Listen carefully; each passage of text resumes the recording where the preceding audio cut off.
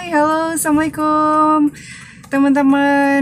Makasih udah klik channel ini. Kembali lagi sama aku Anggi Dewinta di Ruang Hukum ya teman-teman. Nah, sekarang aku mau ngebahas yang namanya akta jual beli nih teman-teman. Nah, akta jual beli di sini aku akan ngupas tentang pengertiannya, terus persyaratannya, pihak penjual itu apa, dan juga pihak pembeli juga apa.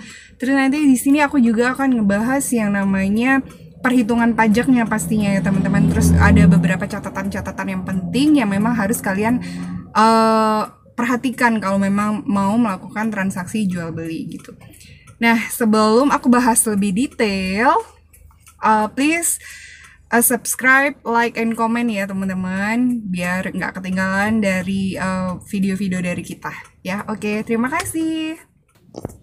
Pengertian AJB sendiri itu adalah akta jual beli atau akta otentik yang dibuat di hadapan pejabat umum yang berwenang atau PPAT, pejabat pembuat akta tanah ya guys. Nah, jadi kalian itu bisa buatnya di notaris atau camat. And next kita bicara tentang syarat ya guys.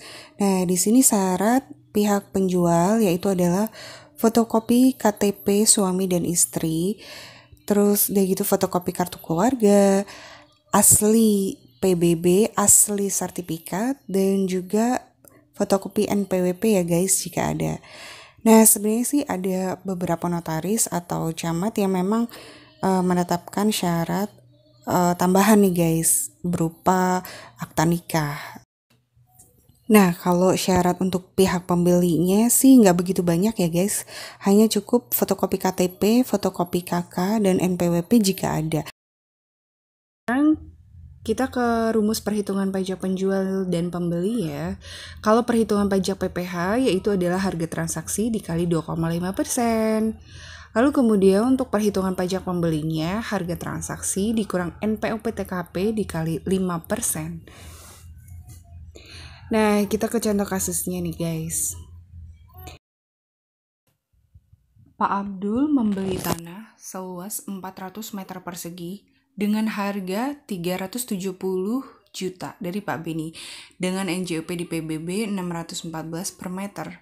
Dan hitung berapakah pajak penjual, PPh, dan pembeli. Nah, di sini ingat ya teman-teman, kita hanya akan fokus di nilai 370 juta ini. Pajak Pak Beni selaku pihak penjual atau PPh 2,5% dikali harga transaksi, jadi 2,5% dikali 370 juta itu tadi ya teman-teman, nilai transaksinya. Jadi semuanya 9.250 juta nih.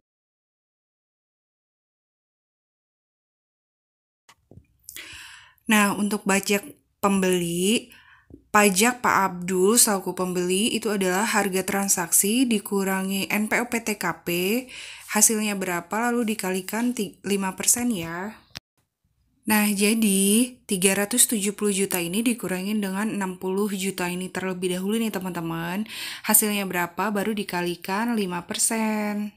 Nah, jadi ketemulah pajaknya 15.500.000 ya teman-teman.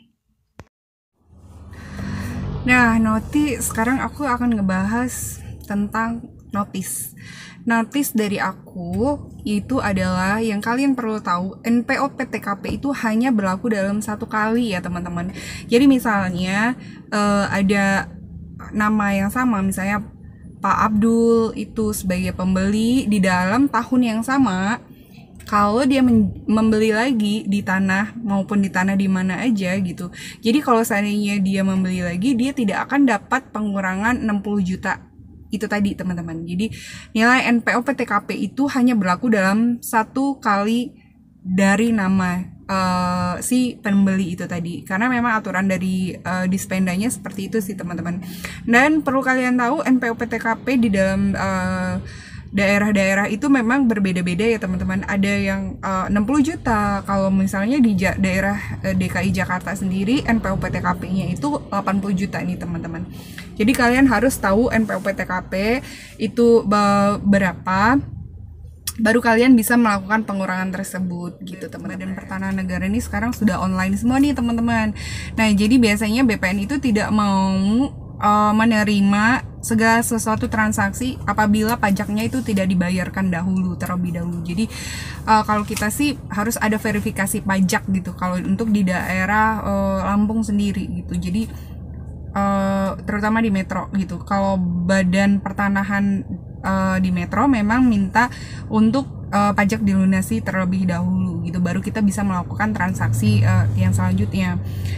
Nah, perlu kalian tahu kalau pajak pembeli itu adalah BPHTB, itu dibayarkan di Dispenda, Dinas Pendapatan Daerah masing-masing nih, dengan pengurangan NPOP, TKP juga masing-masing ya. Ada yang 80 juta untuk di daerah Jakarta dan ada yang 60 juta untuk di daerah Lampung. Rata-rata sih 60 jutaan ya. Cuman aku nggak begitu paham nih teman-teman kalau untuk daerah Tangsel atau sekitaran Jakarta ya teman-teman, atau Bogor gitu misalnya.